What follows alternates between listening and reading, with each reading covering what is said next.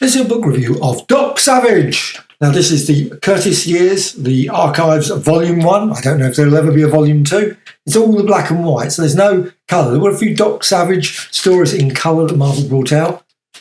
They're not included. It's just the Doc Savage stories 1 to 8. And this book contains them all. Now, it's 500 odd pages, and I'm just going to open it so you can see the covers there. They're all the covers for the magazines. Of course, they're included in here. Now, this is from Dynamite, and they bring out lots of great books. I love Dynamite. I'm just going to take that off because that's just so you've got the Doc Savage there at the side there, and you can see you've got this lovely golden Doc Savage there, and spine, and obviously back page there. So there's no sort of colour cover or anything like that.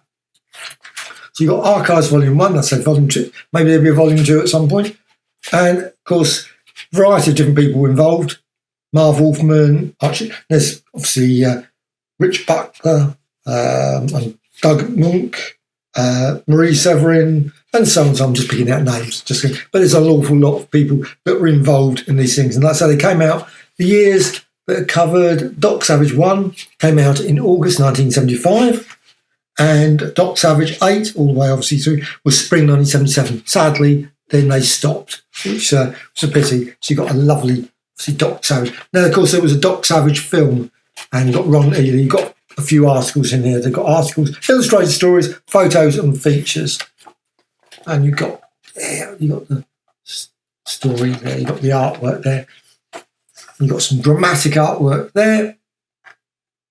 And it's really nice quality paper. It's a real hefty book. It's a real chunky quality. And you've got a mix of stories. You've got stories in Egypt. You've got stories against various Arabs. You've got stories against this weird organisation that controls lightning.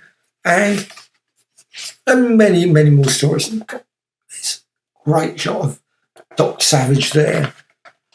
Hell Reapers at the Heart of Paradise. And this is art by Tony DeZuniga. My apologies if I said his name incorrect.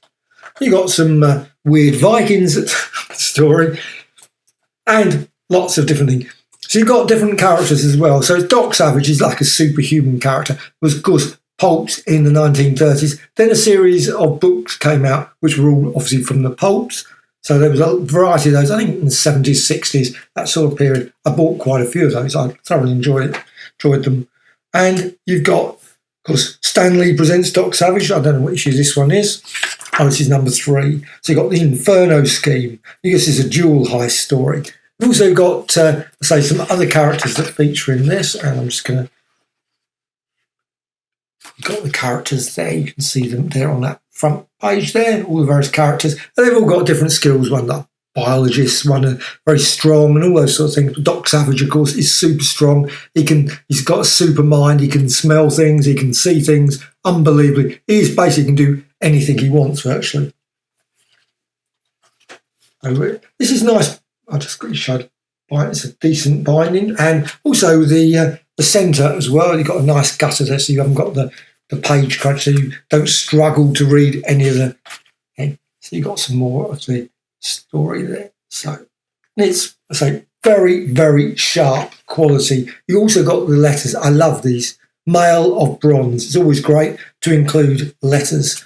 And of course, you've got a detail about the next issue, and then you've got, of course, another cover there. Doc Savage. And this one is the Earth Wreckers. The Man of Bronze uncovers the secrets of the Loch Ness Monster.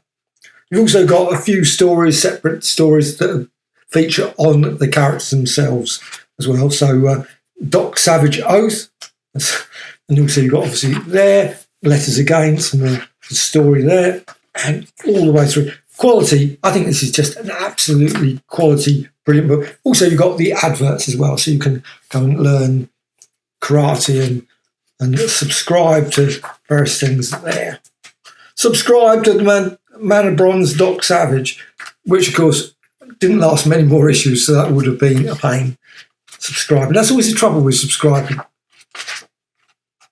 You've got great stories all the way through. There's hardly any extras. It's literally a couple of 1 or 2 bits of pin-ups, illustration by, and then you've got coming soon from Dynamite. You've got the Man of Bronze. Well, now this book came out in 2014. course, this book, the comic, has been out for quite a while. So, see, Man of Bronze, so you can check out further adventures, Doc Savage, and of course, there's a lot of trade paperbacks. I don't think they brought out a volume 2, including all the Dynamite ones. That would be really nice. But of course, this is just brilliant. I loved the comics at the time, back in the 70s. Thoroughly enjoyed reading the articles also about the film, because you got some articles, interviews with Ron Ely, of course, who was Doc Savage in the film.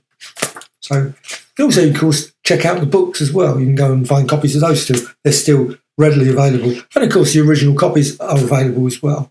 But these are great stories, great yarns. Obviously, they're much of the 30s. They've got that sort of storylines. There's no superheroes. There's no suddenly mysterious appearance by Doctor Doom or Dr. Octopus or Spider-Man suddenly swinging through. Though I think there was a Marvel team-up with Doc Savage with Spider-Man.